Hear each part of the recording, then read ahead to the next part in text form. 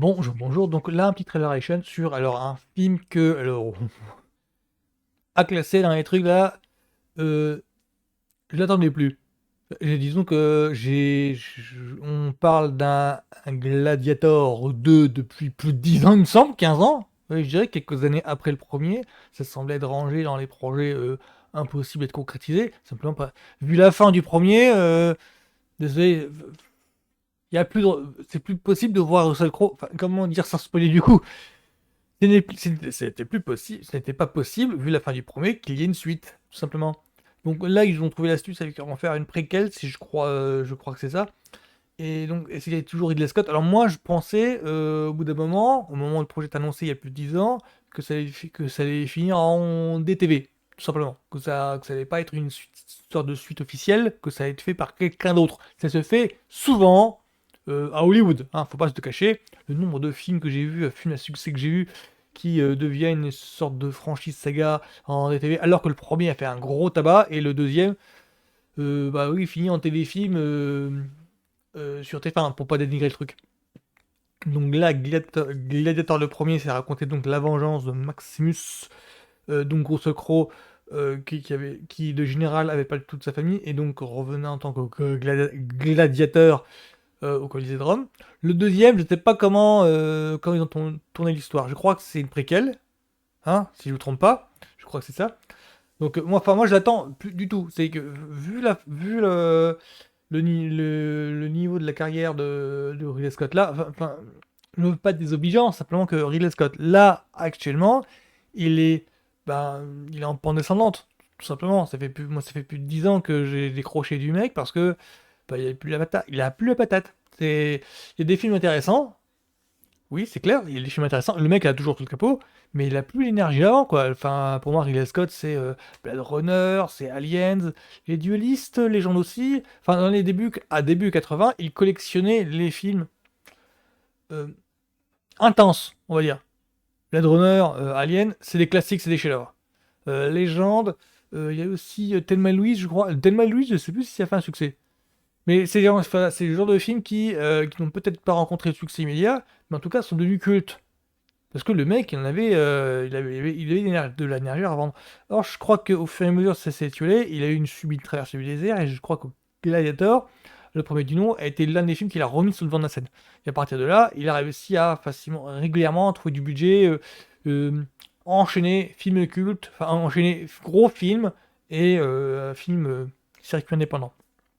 Oui, je pense à un film avec Nicolas Cage, par exemple. Ah, je sais plus le nom. Enfin bref, pour Gladiator 2, moi je ne l'attends pas particulièrement, que ce soit clair, je ne pas particulièrement. Mais voilà, le film est attendu, le film existe. Donc moi je suis juste curieux de voir qu'est-ce que ça va donner. Donc allons-y, allons-y Alonso.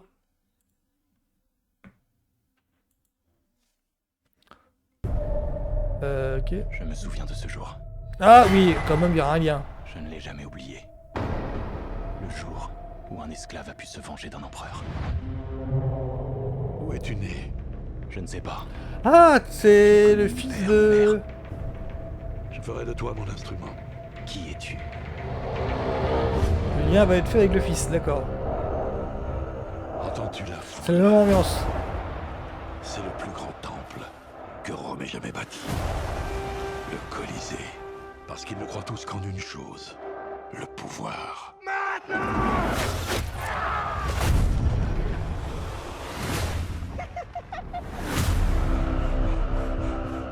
Général Acacius, de grandes victoires nous attendent. Rome a tant de sujets, elle se doit de les nourrir. Ils n'ont qu'à manger la guerre. Il n'y a plus de basket dedans. Ils ont totalement changé de genre, hein, c'est plus du tout de... Quoique... Et les gladiateurs en hommes libres. Oh, c'est tordu, vraiment, ouais. Toi, je l'ai su dès le début. C'est vrai ça. Une rage. C'est plus celui de remake dans ce cas. Cette rage est un cadeau.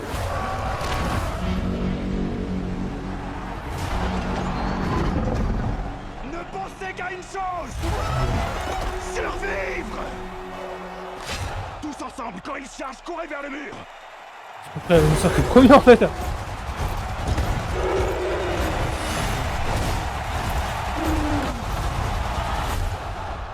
Quelle tête pu t'offrir qui saurait apaiser ta fureur?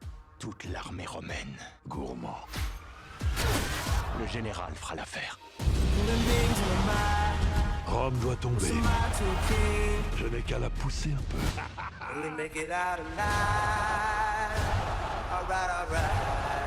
Hands on the mausoleum floor. Bloodstains the Colosseum doors. Cette bague appartenait à Maximus. Je te la donne. Qu'est-ce que le rêve de Rome si notre peuple n'est pas libre? J'étais esclave. C'est marrant, ça Et rappelle aujourd'hui, je plus contrôle l'Empire. film Sliders 300. Je refuse qu'une autre génération de jeunes hommes soit sacrifiée par vanité. Force et honneur. C'est ainsi que Rome traite ses héros. Hands on the mausoleum floor. Bloodstains the Colosseum doors. Les dieux ont parlé.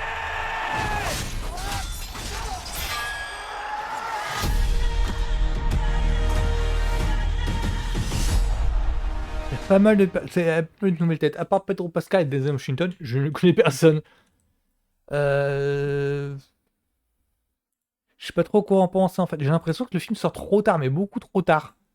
Il serait sorti il y a 10 ans, ouais ok, j'aurais vu l'engouement est encore là, mais sortir tant d'années après, je comprends pas. Enfin là c'est peut-être moi qui suis médisant, parce que Pedro Pascal il y a 10 ans, c'était non c'est clair, mais j'ai vraiment l'impression de voir. Il m'évoque plus un film en genre, je crois que c'est un film de Roland Emmerich, non, ou de Paul ou de Paul W.S. Anderson pour être précis, c'est Le Dernier Jour de Pompéi. Ça m'évoque plutôt ça en fait. C'est dans l'ambiance, direction de la photographie, oui, ça évoque Gladiator, premier dit non, mais niveau ambiance, musique, ça m'évoque plutôt le film de Paul W.S. Anderson. C'est pas bon signe, c'est pas bon signe, parce que Le Dernier Jour de Pompéi, c'était pas terrible. Donc, je suis pas convaincu des masses, mais enfin. Il peut surprendre. Moi, je pense ça parce qu'il y avait un film qui s'appelle... Ah, zut, comment... C'était Exodus, je crois. Exodus, où qui racontait... C'était les 10 commandements façon Ridley Scott. Où ça m'a surpris, dans le bon sens du terme. Et peut-être que ça va aller dans ce sens-là. Donc, voilà, c'était tout pour moi sur le trailer reaction de Gladiator. Gladiator, la vache, il faut que j'apprenne à articuler. Gladiator 2. Donc, merci à tous. Passez un bon week-end. Salut, tchuss.